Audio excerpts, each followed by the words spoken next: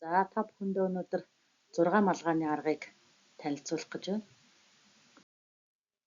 За үүний манд зорилго болохоор асуудлыг шийдвэрлэхдээ бүтээлчээр санаачлагтай хандаж хэлэлцэж шийдвэр гаргах нөхцөл байдлыг илүү олон өнцгөөс харж оновчтой ач холбогдол бүтээл сэтгэлгээ, үйл явц, баримт нотлохоо, шүүмж, эсрэг байр суурь, сэтгэгдэл, мэдрэмж илэрхийлэх зорилготой.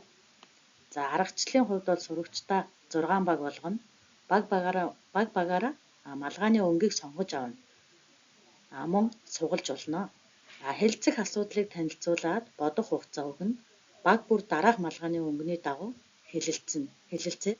Холбогдол, бүтээл сэтгэлгээ, үйл явц, баримт нотлохоо, шүүмж, эсрэг байр суурь, сэтгэл мэдрэмжээ илэрхийлнэ.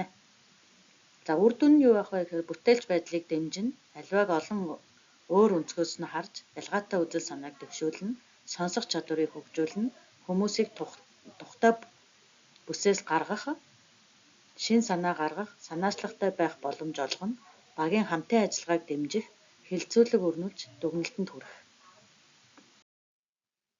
За ингээд ухаалаг 6 малгайны маань ач холбогдол үр дүнгууд харагдаж байна. За улаан малгайг сонгосон баг гэх юм бол мэдээж мэдрэмж сэтгэлдээ илэрхийлэгч малгай. Тэгээд танд төрсэн анхны сэтгэгдэл нь юу вэ? Танд ямар мэдрэмж төрж байна вэ гэсэн асуултуудад илүү хариулна. Хэрв та улаан малгай өмссөн бол өөрт төрсэн мэдрэмж сэтгэл хөдлөлөө шүүн тунгаалгүйгээр шууд илэрхийлнэ. За хэрвээ танай баг цагаан малгай авсан байх юм бол ямар мэдээ баримтууд байна вэ? Өөрт хэрэгтэй мэдээ баримтуудаа тодорхойлно. Цагаан малгай өмссөн бол зөвхөн хэрэгцээт мэдээ баримтуудаа цуглуулах бөгөөд тодорхой байр суурийг илэрхийлэхгүйг анхаарнаа. За шар малгай маань түрүүнд хэлсэнчлэн эерэг талыг илэрхийлэгч малгай. Ямар эерэг сайн талууд байна вэ? Ямар давуу олон үр өгөөжтэй талууд байна вэ? Хэрв та шар малгайг өмссөн бол аливаа зүйлийн эерэг шинэлэг, бүтээлч талуудыг илрүүлээрэй. За саарал буюу хар малгай бол сэрэмжлүүлэгч, шүүмжлэгч малгай.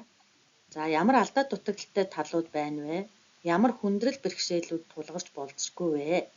Хэрвээ та саарал буюу хар малгай өмссөн бол ямар эрсдэл аюул учирч болохыг илрүүлээрэй.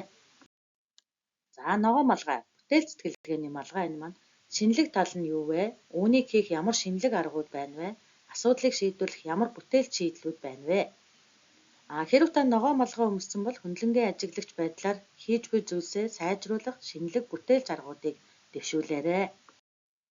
За цэнхэр малгай. Энэ маань хянагч зохион байгуулагч малгай байдаг. Ямар зорилтуудыг дэвшүүлж болох вэ? Зорилгодоо хялбар хүрэх төлөвлөгөө гаргаарай. Хүмүүс тохирсон ажлуудыг хэрхэн оноож өгөх вэ? Таны даалгасан ажлыг хэрхэн хийж байгааг хянана.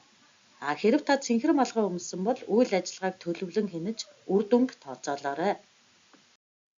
За та бүхэндээ амжилт хүсье.